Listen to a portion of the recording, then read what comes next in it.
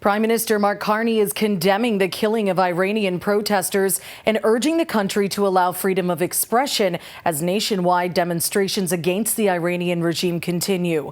Ottawa's also warning Canadians to avoid all travel to the country. As the situation intensifies in the Middle Eastern nation, Ottawa's also asking Canadians to leave Iran while they can.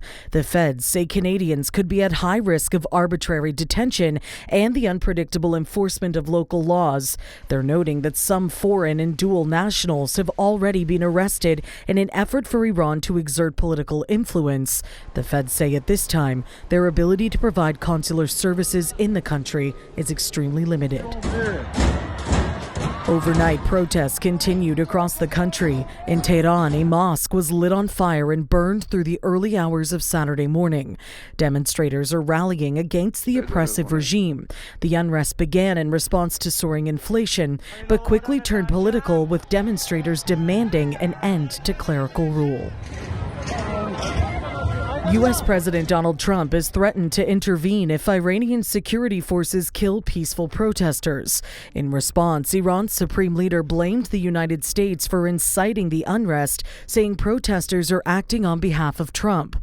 A U.S.-based human rights group says at least 65 people have been killed so far, but protesters and doctors in the country are suggesting that number is much higher. We're continuing to follow the situation extremely closely, very disturbed by the loss of life that we've seen.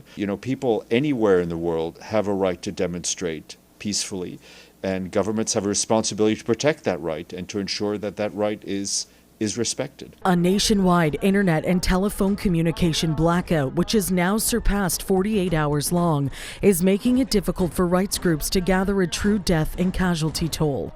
With many abroad also unable to reach their friends and loved ones in Iran, they're taking to the streets in a show of solidarity.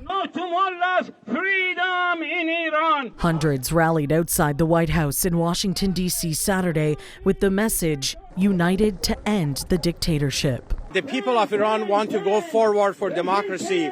They're not settling for theocracy. They're not going back to a dictatorship which they once overthrew. Now is the time to stand on the side of the people of Iran for their freedom. Protest leaders say the Iranian people are not looking for foreign boots on the ground or money. He says all they need is support on their side.